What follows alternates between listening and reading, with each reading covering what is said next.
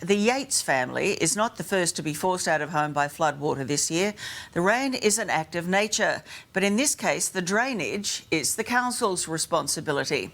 It's happened twice this year and still nothing's been done. We are beyond mad. There aren't enough words to describe how off we are. Melissa Yates and her family are at breaking point. Emotionally, we're very drained, we're very tired. Financially, we're absolutely out of pocket. For the second time this year, they're moving out of home after a devastating flash flood. I knew that we would be displaced again, but my fear was for my sons and what this would do for them, and just due to their well-being, having to be out of home again and not knowing where we would go. Melissa doesn't live on a floodplain. She lives in suburbia on Victoria's Mornington Peninsula. In January, her family was forced out for 8 months. They'd been back for just 4 weeks when it happened again. Water's gone in under the windows again. We don't know where we're going to live. We don't have any furniture again.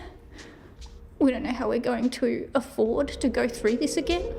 They say this isn't because of some freak of nature, but because Mornington Peninsula Shire Council refused to fix their streets' drainage. An investigation done after the first flood finding the drainage isn't up to scratch.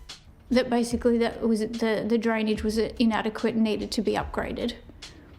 And it wasn't built to handle this kind of deluge. A week ago, in the middle of the night, a torrent of water blasted into Melissa's home. I instantly started shaking when I saw the water coming. I tried not to cry in front of the kids. They were screaming, absolutely screaming, we're flooding, we're gonna die.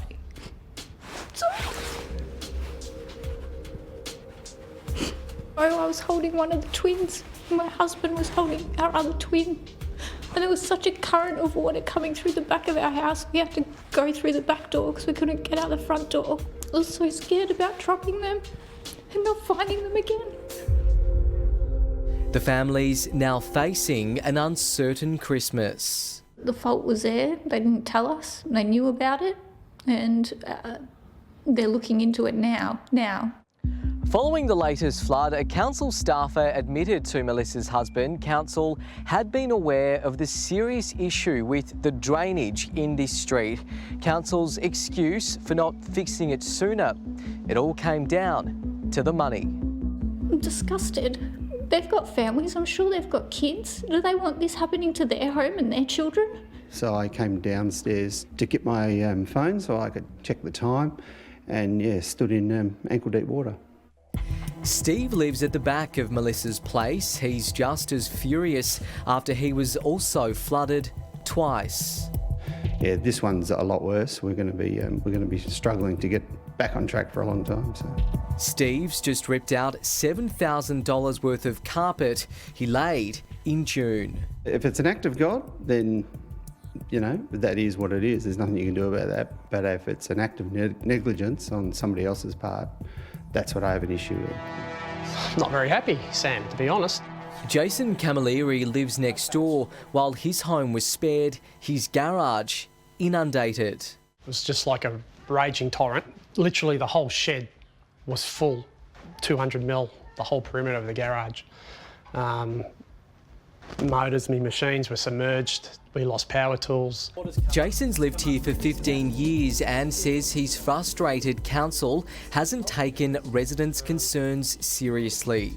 That's probably typical of councils, I guess. Probably ought to do with money. But I bet you if I didn't pay my rates, they'd be ringing me up. After the first flood, residents say they heard barely a peep from council.